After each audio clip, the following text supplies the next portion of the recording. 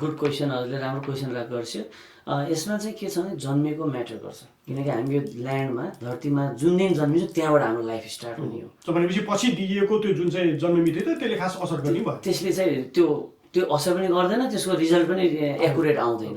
त्यही भएर म चाहिँ के भन्न चाहन्छु भने अडियन्सहरूलाई आफू जन्मेको डेट चाहिँ आफ्नो ड्याडलाई, ममलाई, हजुरआमालाई थाहा हुन्छ, त्यो एकुरेट त्यो आफूले थाहा पाउनु पऱ्यो। फर्स्ट जन्मेको समय भयो भने बेटर। अनि यसमा एउटा फर्मुला के छ भने अब अहिले मान्छेहरूले एउटा वर्ड युज गर्छ कि driver number and then conductor number.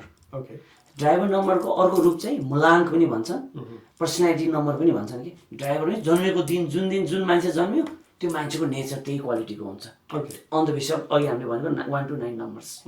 अनि अर्को हुन्छ हजुरको कन्डक्टर नम्बर, त्यसलाई चाहिँ भाग्याङ्क पनि भनिन्छ कि हजुरको, अथवा डेस्टिनी नम्बर।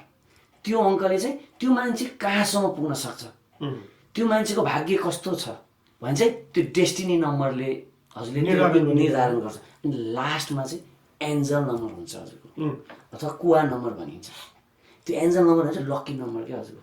त्यसले चाहिँ लाइफमा कहिलेकाहीँ जस्तै all of a sudden growth दिन्छ क्या हजुरको। त्यो नम्बर चाहिँ इट डिपेन्ड्स कसलाई कुन नम्बर पर्छ। इच एन्ड एभ्री इन्डिभिजुअलको जन्मेको डेट अनि हजुरको इयर र मन्थबाट निस्किन्छ कि हजुरको। अनि त्यसको म इक्जाम्पल पछि हजुरलाई सेयर गर्न सक्छु। डेफिनेटली। अब सोचिरहनु भयो होला कि मेरो नम्बर कति हो, कसरी चाहिँ मैले थाहा पाउने कि मेरो नम्बर कति हो, लकी नम्बर के हो भनेदेखि एउटा हामीले के गर्न लागेका छौँ भनेदेखि यो कार्यक्रम यहाँले हेर्दै हुनुहुन्छ भनेदेखि तपाईँले आफ्नो इन्फर्मेसनहरू पठाउन सक्नुहुन्छ। हाम्रो इमेल एड्रेस म ठ्याक्क तल लिङ्कमा दिन्छु। त्यो लिङ्कमा हेरेर चाहिँ तपाईँले इमेलमा आफ्नो पुरा नाम, त्यसपछि अरू के चाहिन्छ जस्तो जन्ममिति भयो, अरू के कुराहरू उहाँले चाहिँ इन्क्लुड गर्नु जरुरी छ जस्तो लाग्छ। I come back to that. र एउटा कुरा अगाडि नै म यहाँले के पनि भनिहाल्छु भने यदि तपाईँले आफ्नो नामहरू चाहिँ गोप्य राख्न चाहनुहुन्छ भनेदेखि you can do that as well. जब इमेल पठाउनुहुन्छ इमेलमा चाहिँ सबै नाम लेखेर पठाइदिनुहोस्, तर हामीले यहाँ ब्रडकास्ट गर्दाखेरि चाहिँ तपाईँको नाम चाहिँ फ्ल्यास गर्दैनौँ सो द्याट नोबडी नोज तपाईँको नाम या कसको बारेमा हामी कुरा गर्दैछौँ भनेर मात्र तपाईँलाई थाहा हुन्छ। किनभने लास्ट नेम धेरैजनाको कमन हुन्छ, त्यही भएर खासै फरक नपर्ला। र जन्ममिति तपाईँको चाहिँ अरू के कुराहरूले चाहिँ अफेक्ट गर्छ भन्ने कुराहरू सबै जे चाहिन्छ त्यो चाहिँ सागरजीले अहिले तपाईँलाई भन्नुहुन्छ।